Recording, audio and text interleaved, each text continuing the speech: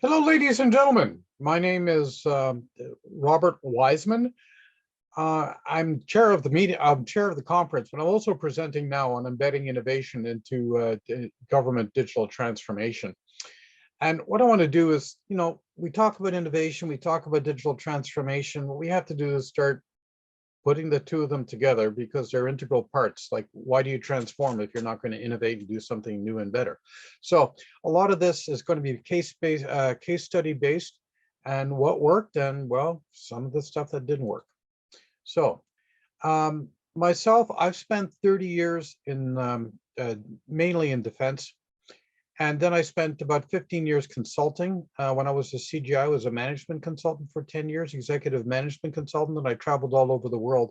And I was consulting to government.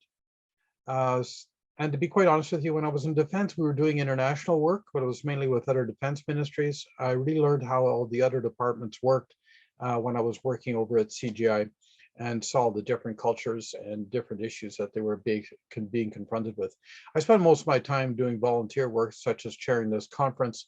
I'm president of the Association of Enterprise Architects and ISACA Ottawa Valley chapters. And I spent a lot of my time also helping out other professional associations that I have time for within the area. My whole idea is to bring people together. Act as a mate in that way. I went back to university just to make sure my skills were up to date, and basically graduated in December 2019 with a PhD in e-business, digital transformation and innovation. I'm also doing engineering residence. A lot of the time I spent mentoring people, helping people with their projects, and also at the same time I'm also teaching. I've been creating and teaching courses to both graduate and undergraduate students. Okay, for that. Yes, I have a company, Build a Vision. I do some consulting, but it's basically consulting, mentoring, and also training people on new open standards. Now, before we start, I just want to make absolutely sure that we're talking on the same sheet of music. Just terms, digital transformation. There's so many terms flying around and I've seen it in the presentations. We got to look at digitization is really changing from manual, an analog to digital. So you're throwing technology at a problem. You're not changing the way things are being done. Okay, so you can maybe do it faster, okay, but not necessarily, all that fantastically well. Digitalization is where you say, well, I've got this technology and this old business process and this way of delivering service doesn't make sense anymore. We did that a lot in value chains when we were in the military with the digitalization. And there were certain areas where we just basically changed the way we did business, but it was very focused. And but that was sort of digitalization, and you'll hear that term thrown around quite a bit. It's like in government, if you're dealing with one particular program and you're basically changing the way that program is delivered, as distinct from digital transformation, where you're looking very much at a client-centric transformation of the enterprise to improve the way that services are delivered. In government, you're trying to improve the quality of life for citizens and residents, inhabitants of your country, as well as the businesses. And at the same time, you're basically, you have a higher level of care than you would say in the private sector. And the expectations are much higher of you. So these are the things that we have to do. So I just want to make sure these three terms are clear. I know I went through this beginning of the conference, but I just want to make sure that that's understood. So what I'm going to do agenda today is I'll talk about what is innovation. Now that sounds pretty trivial question, but not really, it isn't. And we want to take a look at what differentiates government and private sector. I'll go through two major case studies where we tried it was digital transformation writ large. And basically see what happened and what didn't happen. One was in HRDC, ESDC at the time, Employment and Service Delivery Canada. And the other one is in defense. And then the concluding material, I'll just talk about some of the lessons learned and some of the things that we basically looked at. So the introduction. First of all, the definition of innovation, it's the introduction of something new. Let's not make it more than it is. It's a new idea, method, or device, and that comes out of the dictionary. But of course, people aren't happy with that. And perspectives, they sort of say, well, we got a technological innovation and social innovation, and it goes from there. Social being the way people interact. Technological means what are the technology innovations? We're going to use blockchain, quantum computing. Those are the innovations today. It used to be AI, then it wasn't AI. Now it's artificial intelligence again. So these things do vary over time. There's sort of a symbiotic relationship between technological and social innovation. Technological innovations often drive changes to social structures and the way things are delivered. And changes to social structures allow technology innovation to provide social economic benefit. So when we're talking about digitization, we're really talking about a technology innovation. And all of a sudden we say, why are we doing this? And then changes to social structures, we're talking about social innovation. And that's where we change the way that government provides services, okay, to its clients, okay, for that. So these are just two generic terms, and I would be careful using them, and don't mistake throwing technology as a problem as being innovative. Yeah, it's innovative to a certain extent, but it doesn't really, will it provide better benefit for the clients? It's turned into a bit of a jungle. I'm sorry for this, got cut off, I don't know why. But what happens is, you know, to publish papers, there is now about 100 different definitions of innovation: administrative, architectural, breakthrough, continuous, discontinuous, disruptive, so on and so forth. Okay, the big thing is it's a bit overwhelming, and is indeed, and I you know, this came out of a course I took on technology innovation. And what you really have to do is debabbilize. And this is my prof, Dr. Linton over at the Telford School of Management. And he basically said that, you know, it's overwhelming. And to a certain degree it is. And being a practitioner that went back to school to do his PhD, is basically academics tend to overthink. And they're also publishing oriented. So if you can come up with a new form of innovation, I don't have any detriment. It's just a fact of life. So they're constantly reinventing the wheel. Now, for government, what's really important is management innovation. I saw this in a management book, sort of The Future of Management by Hamel, who's a professor over at Stanford. And he said, we got to change the way we do business. And not just the way we deliver services, but the way we do business. And that has a ripple effect all the way down. And the whole idea is right now, it's really a subset sort of the social innovation, but you want to take a look at how the enterprise is managed.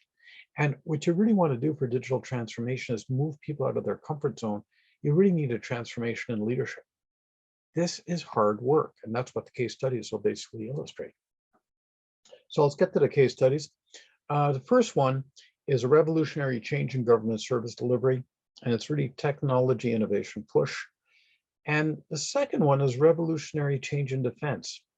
And that's sort of a social innovation push. And defense sort of has the ultimate competitive advantage issue. It's very important not to be out-innovated by a potential foe, or when you're protecting the nation. The consequences can be catastrophic. So let's take a look at case one.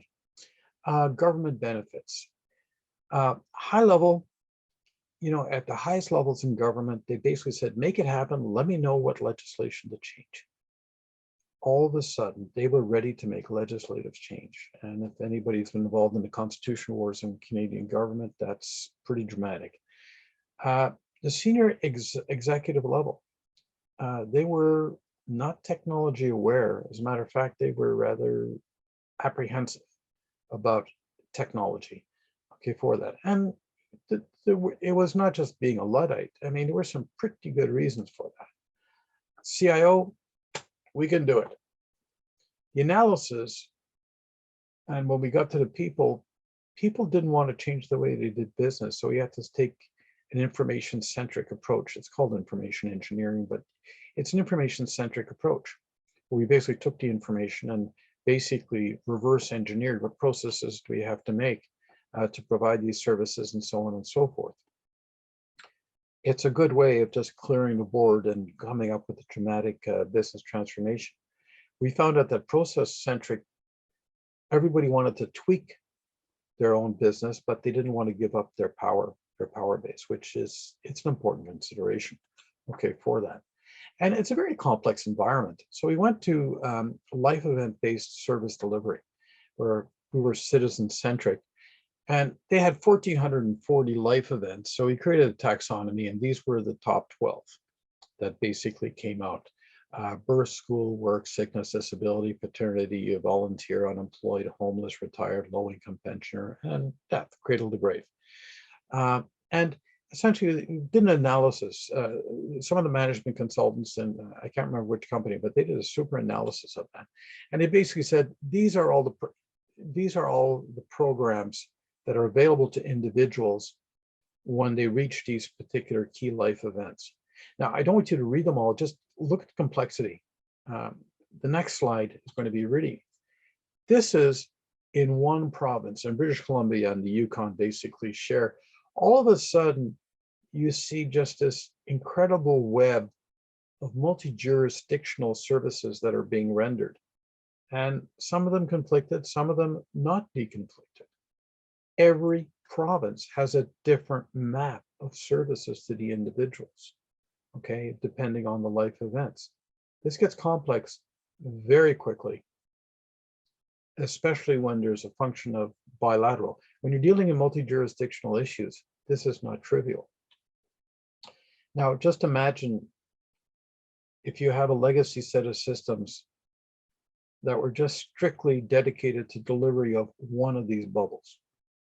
So you might have for one province alone, okay, maybe 40, 50, 100 of these bubbles that are dedicated to that one province. We have 10 provinces, 3 territories. So just think of that. Now, initially we wanted to go information engineering. We did the engineering thing. Okay, so this is basically a high-level conceptual model. And this was developed, believe it or not, in conjunction with the assistant deputy ministers. That didn't really thrill them, and they didn't understand. We wanted something client-centric, whatever. What the engineers didn't get is that you have to present something that is meaningful, i.e. information to the stakeholders. All of a sudden, when they said client-centric, and listen, it took 2 years to get back to where we were before. Notice it's not citizen-centric, it's client-centric, because there's more clients to the government than just citizens. So we said basically they belong to a client segment. And then what happens is they have a life event. And then they use a channel to access an interaction point to describe a need, to get a service benefit. They're helped by government. Government's helped by a partner, solution provider. They're basically collaborate in an activity. And then what happens is they accept a service offering that's given to them through an integrated service offering. That is the key point. And then they get their service through the delivery network. This was greatly well received. Now, it's not that much different than the previous one, but because the previous one was the one on record, it took 2 years to basically get this one in front of people. And then they said, yeah, that's exactly what we wanted. So it's really important that the engineers understand their stakeholders and they present the viewpoint that's meaningful to the stakeholders. Lesson learned. Now, the whole idea is what we wanted to do was take what are right now pull, i.e. you turn 65 in this case, well, you have to go be aware of programs and you have to pull, okay? You have to ask for them, okay? And then what happens, you do that in the federal government, you've got 10 provincial governments, and then you've got roughly 200 municipal governments that you're having to deal with. I know for sure, having crossed that threshold, that I'm not getting everything I'm entitled to, but I don't have time to go and find out all the services and everything that's accountable. We wanted to change that completely. We wanted to make it push. This was essentially the vision. This was the halfway point that we get the services at the federal, provincial, and municipal level at least aligned. And then what happens is you go to one place and it's push, i.e. you're not having to ask, the citizen doesn't have to ask for the services. All of a sudden the services, you turned 65, congratulations, Mr. Bloggins, you are entitled to the following. All these programs are synchronized in the back end. They all share the common data. They're just not fragmented on a program by program basis. And it still happens. You just have to apply for your license, your driver's license and your health card at the same time. And there's consultants here Now, it's not just a help desk, just not a help desk low-end flunky. This person understands the whole range of, and it turned the whole service delivery mode on its head, because the people in the help desk were actually the most senior individuals. They were the ones that were conversant with all programs across all the jurisdictions. So this was essentially the vision. That's where we wanted to go.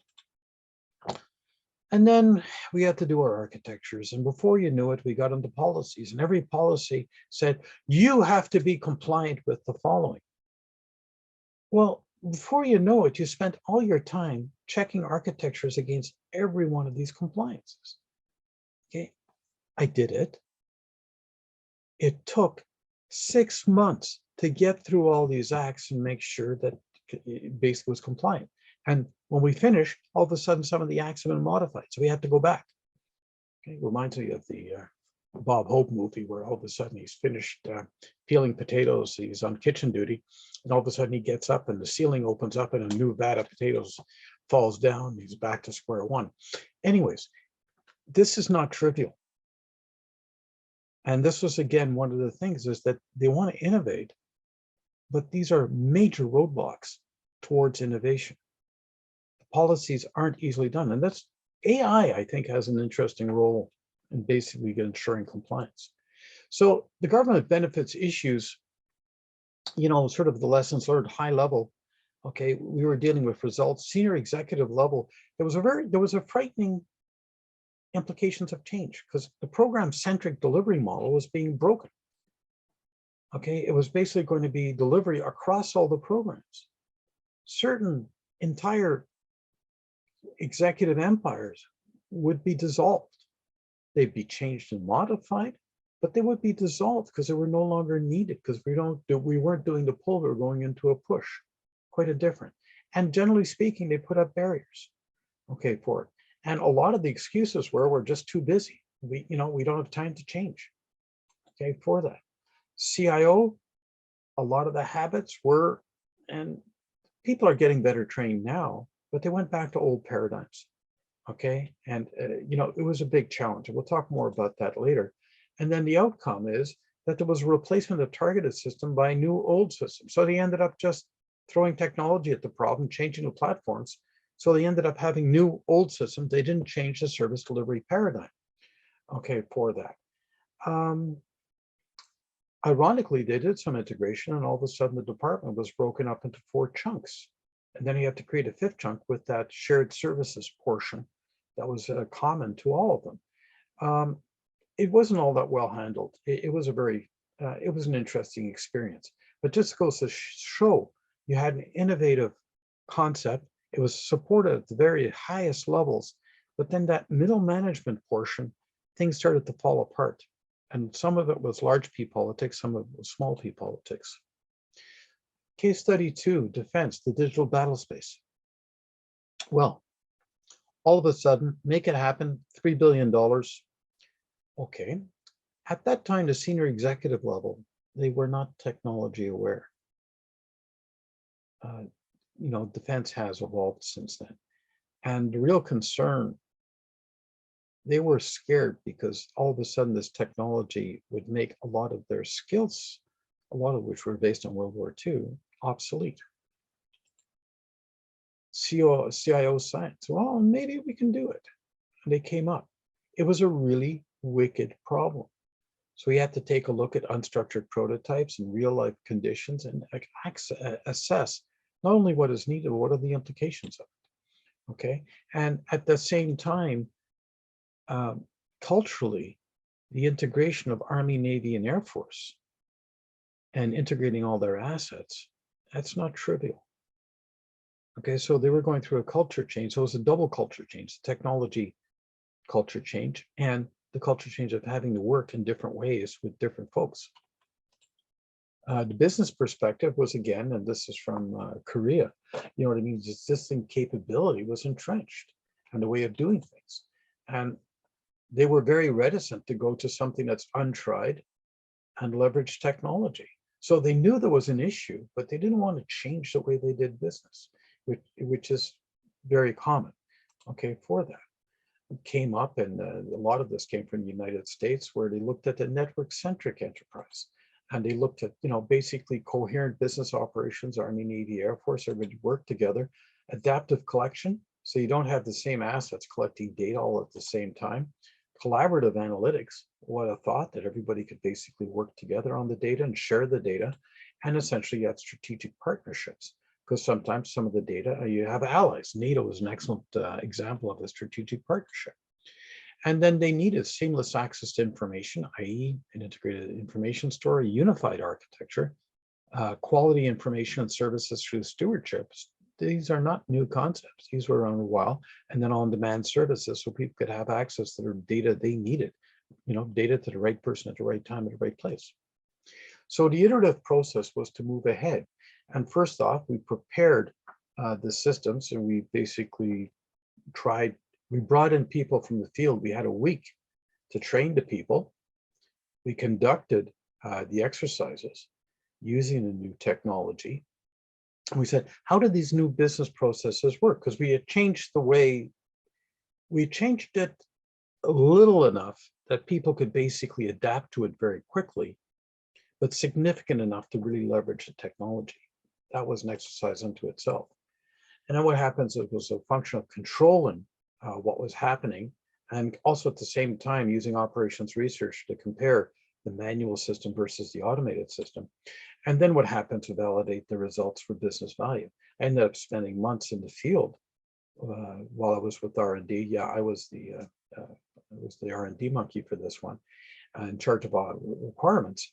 And I go and validate in the field, does this technology, this application of technology and the way we're doing things in the labs, which are pretty realistic, basically, does it pay off in the field? Does it go better? And when there was one instance I'll never forget, where something that was done under realistic circumstances in the lab in 15 minutes, it took me 12 hours to do it in the field under real field conditions. Okay, when the division was deployed and we were basically doing our thing. So that was very definitive. Like this really works. Okay, for that. So the issues we had, senior executive level, one of the issues we noticed was that there were very few Captain Picards. You know how Picard basically in Star Trek Voyager would basically say, we can do it this way, we can do it that way. There's different ways of moving forward. And, the whole idea was, it was very effective, but it was difficult conveying it to them. Okay, so what happens is the guys either understood the operations part, and the technology guys did not understand operations. So here we're starting to see this gap between technology and operations. And that was a very difficult issue, for that. And business, basically, we ended up having to take a look at the entire way we managed operations in the field, which is it's the key business process in defense. Ending up rewriting all the doctrine and all the processes for that. And we were looking at it. Now, while we were doing that and sorting out a lot of issues with respect to the business, the technology guys decided to create a cradle of technology, and they bought a ton of stuff without really understanding what the information systems and the business requirements were. And most of that stuff never saw the light of day. It was in warehouses, and well, I think high schools basically benefited from that. And one of the issues for prototyping we have to be really careful with is to manage expectations. Okay, people might be looking at thinking about this, but in reality, it's a little bit more, it's not that. So case studies, you got a business wish, you got technology push. Okay. And that's sort of the modernizing service life, event-based service delivery. And technology could have, okay, if you weren't building new old systems, achieve that. There's technology fear, business push, and that was the digital battle space, new command and control. Okay, we said we've got to stop the way we do business. And that one example I illustrated, it can either take 10 minutes using the new technology, or it can take 12 hours using the old technology. If your opponent ever had that, you would be in serious trouble. Does government compete? And that's another big question. government, when you're trying to innovate, it's hard to push organizations that don't have any competition. In the private sector, when I was in the private sector, still am actually, and my goodness, you know what I mean? If you don't stay up, if you don't compete, you don't innovate, you don't change your value proposition and cater to your client segments, you're going to be in trouble very quickly. Okay, does it? With cloud, do we really have to think that all services are going to be provided by government, that we can't all of a sudden change it to an alternate service provider? I mean, it's really something to consider. Trouble with alternate service provision is like, you know, like the long-term care, and yeah, I'll be blunt about it. Long-term care, the minute you get profit involved, you got problems. So these are the type of issues, the moral issues that are associated with that. There's also the blue ocean strategy, where you think of 14% of new companies that basically find a new way of doing things without any competition. They take 61% of the profits. Let's say your government doesn't take 61% of the profits, but what happens is they can be doing a great deal of good for people, because people, they don't think in terms of profit in government, they think of quality of service, okay, and quality and improving the lives and quality of life for their citizens. There's also an aversion to risk and incentives. Management punishes risk takers. And how can you innovate without taking a risk? Okay, and you know, and the whole issue is, why should government innovate? Like I just said, you know, governments just don't do bankrupt. Well, in actual fact, in certain countries, governments do go bankrupt. I was confronted with one of those. They made some interesting decisions with respect to ERP implementation, enterprise resource planning implementation, with a large package, and they blew it. And their budget was in such dreadful shape that they had to declare bankruptcy. And then what happens is government is bureaucratic. Okay, once bureaucracy was a compliment, that means you really thought out what you were doing. Now it's led to a reluctance to change. So you've got those stoppers in there, and change is considered a risky activity. And this is a cultural thing. I think, you know, with the new generation coming in, hopefully that should be a bit more flexible. On the other hand, having said that, don't change for change's sake. If what you got works and it's effective and it's efficient, keep it, for crying out loud. Okay, so these are the type of trade-offs that you have to do, because an agent of change, if they start changing for change's sake, they become an agent of chaos. Okay, it's a fact. So techniques, you have to encourage new ways. Okay, innovation should be part of the job description. Business design, enterprise architecture. Business design is a good way where they talk about validity versus reliability thinking. Reliability thinking, these are the rules, this is the way you go it, you have, you know what I mean? Six Sigma is the excellent example, 0.9999% success rates, that sort of thing. Whereas, you know, if you really want to innovate, often what happens is you have to have cloud thinkers, okay? Basically, I'm not talking about the technology cloud, I'm talking about visionary, long-term conceptual thought. Generally speaking, you need both of these people on the team, because too many of the validity thinkers it won't work. And these guys will make sure that the wheels don't fall off while you're transforming, because that's another issue. You can't stop government for 2 years and say, oh, I'm transforming back in 2 years. You've got to continue operating. It's like changing the wing on an aircraft when you're flying. Okay, this is a real challenge. Try to get innovation facilities. We talked about defense, and they had their entire R&D crowd basically providing facilities where people could try things out without hurting too many things, okay, or not hurting anything actually. And prototyping is something that is really needed. And you can have structured prototyping, which means if it works, you can put it into production, okay, or you know, go through the testing and production cycle. Or if it's unstructured, it's basically illustrating a concept. This is the way we could use it. Like what I showed you for the defense case study, that was unstructured, because a lot of that stuff was all smoke and mirrors. We said, as if this would work, then these are the things we could do. And then slowly but surely, we basically started incrementally porting the stuff from the lab. And you have a technology demonstration program. And the whole idea of capability-based planning is that you take a look at a holistic view of what you have to do. Defense already has. This is sort of the son of technology demonstrators programs, innovation for defense, excellence, and security. It's great. Other departments should use it. And I think the Justice Cluster does. And you have competitive projects, innovation networks, contests, sandboxes, okay, places where you can play.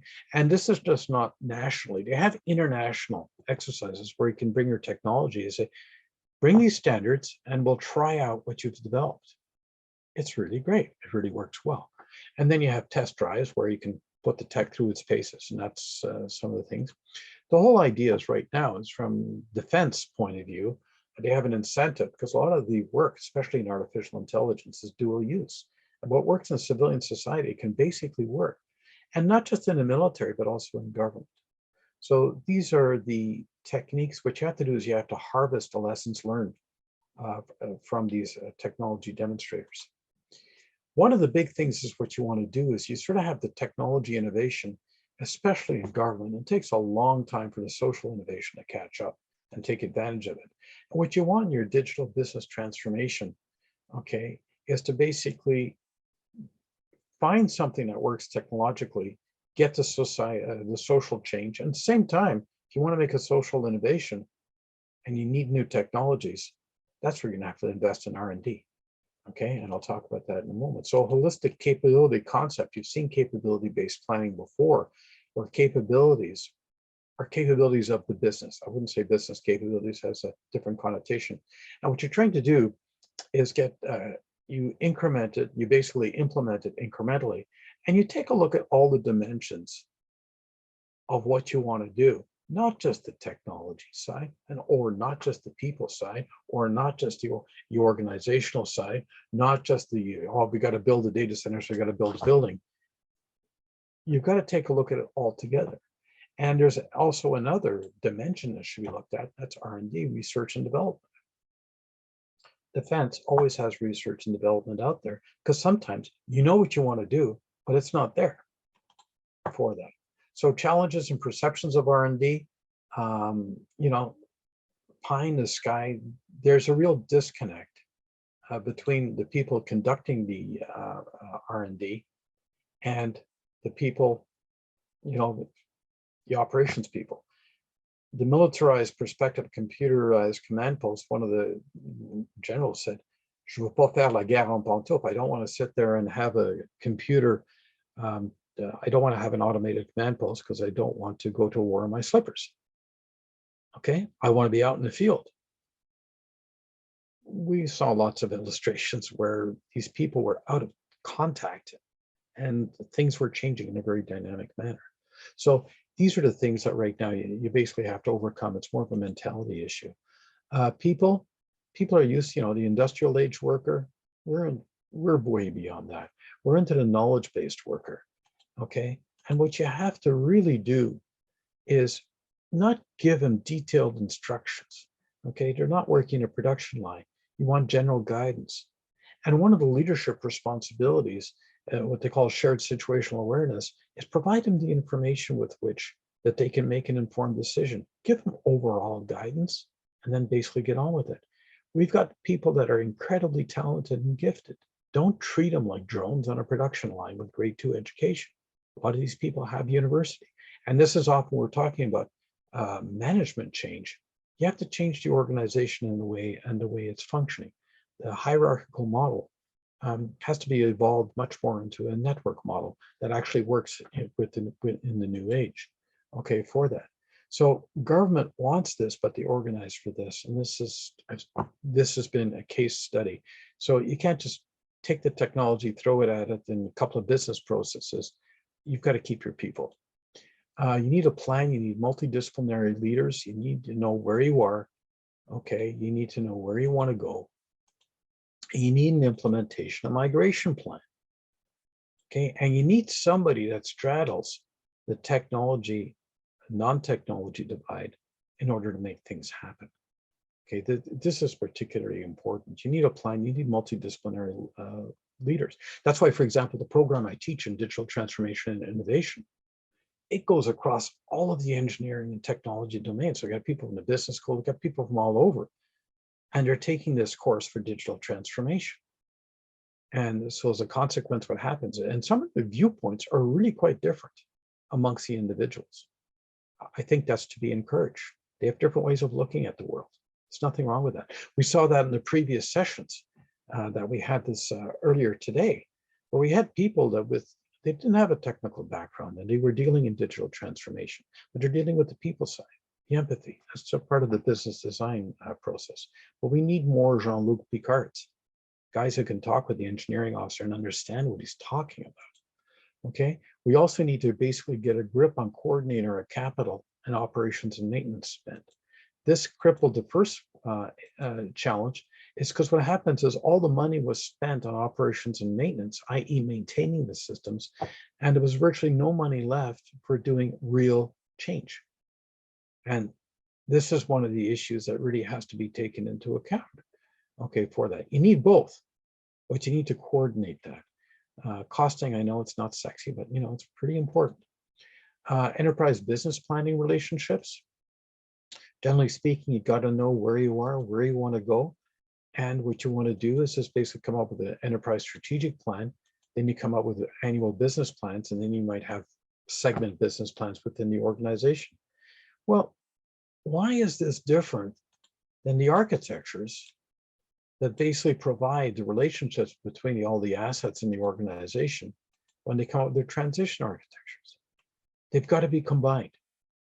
The military have been doing that. All this stuff ends up being in an annex to the overall plans. But right now what happens is they're totally separate, and they shouldn't be. When you're doing your architecture, it should be part of the business plan. Okay, because in the architecture, you're not just dealing, if you're doing capability-based planning, with technology, okay, for that. And normally 12 months, you do your iterations. And if you're going to have a problem, well, okay, fine. The next transition architecture will pick it up. Also, if you're having problems with budget, and all of a sudden you get zero funded for a year, you just move everything to the right.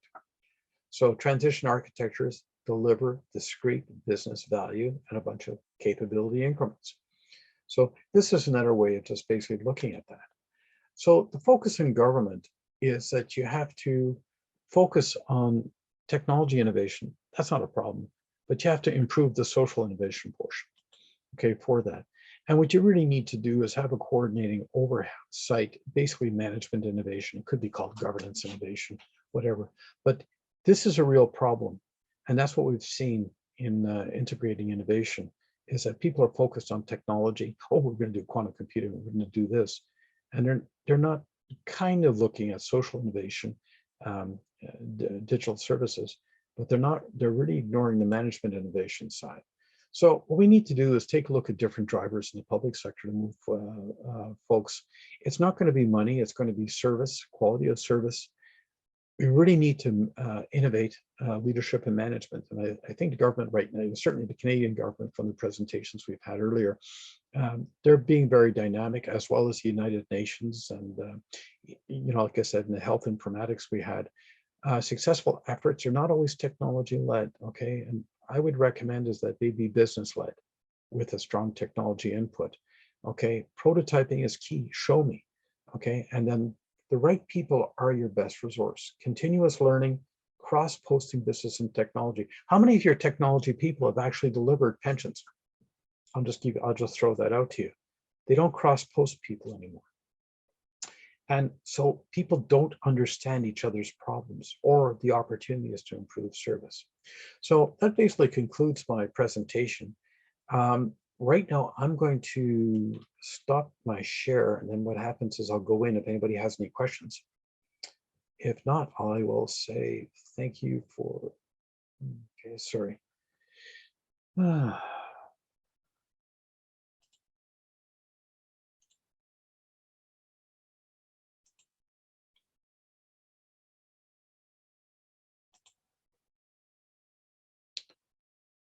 Okay, great. Does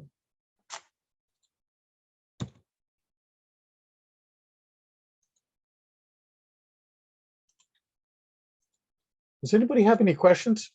I don't know if you can basically, whoops, sorry, here we go. Just trying to get back into government.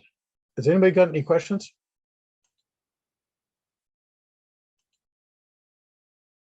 No? Okay, well, thank you very much. And enjoy the rest of the conference.